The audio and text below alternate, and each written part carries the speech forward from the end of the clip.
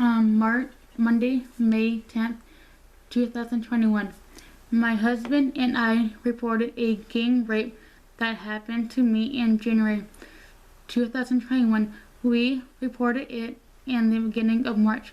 The cop, Michael Paille, the one that is doing the investigation, talked to Cody over work but didn't take his phone when he first talked to him.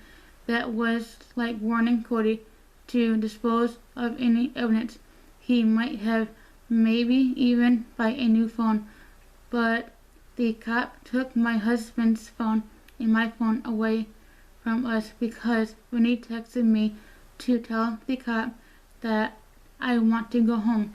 When the cop took me to the hospital in Roscommon against my will after Vinny sent him an email about what he thought happened on April 25th. I did. I wanted to go home. April 25th, 2021 was a realistic nightmare, which is why we didn't go to the police station to report it until I was certain that it really happened. Then the cop decided to go to Cody's work to get his phone from him only after he stole our phones from us, but it wasn't to investigate the offenses Cody committed in January. He wants to see if Cody and I have been communicating since the rapes. He also wants to see if I've communicated with my ex-boyfriend Dylan. It is none of his business on what choices I make. Also, those text messages are none of his concern. Michael is trying to challenge my guardianship as if he has a right to pass judgment on my choices. Michael could have taken Cody's phone in the beginning when he first went to talk to Cody. There is nothing on those phones between Cody and me because I don't have his number and he doesn't have mine. I missed 2 important phone sessions with my therapist and my doctor because the cop took our phones. After lying to me and saying that I could keep my phone if I let him take pictures of the texts that were none of his business. By doing this, the cop denied me medical attention because he wants to criminalize my husband and me instead of doing his job by going after the guys who raped me. To me, it looks like someone in law enforcement in Grayling may be friends with Cody. It is why it played out the way it did.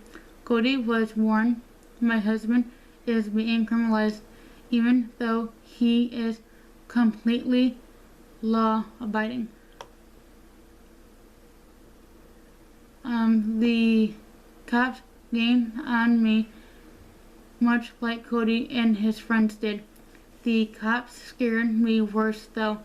The cop also was in my face with no COVID mask on. The cops treated me like a criminal in front of my neighbors.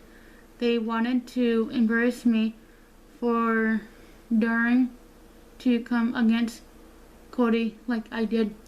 I am finally over my nightmares of Cody because I now have nightmares of cops coming to take me away from Vinny or to take Vinny away from me.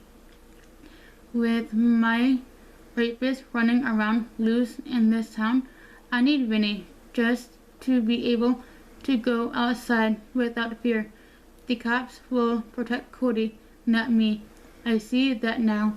So now I'm just as afraid of the police as I am of my rapist. Vinny is my only protection against them all now.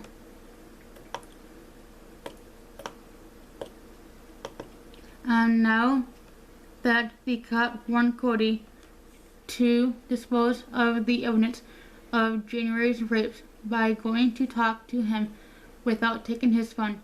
I just want to drop the charges against Cody for the January rapes. I no longer wish to pursue it, nor do I want to cooperate with police on an investigation that they already vouched.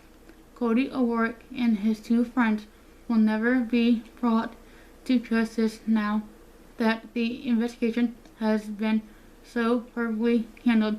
This experience has taught me that you can no longer go to the police for help, nor can you trust them. If someone rapes you, justice must be served by some other means, because the police always side with the rapist. Vinny and I shouldn't have to worry about the police. Cody and his buddies should have to worry. Do you see how backwards this all is?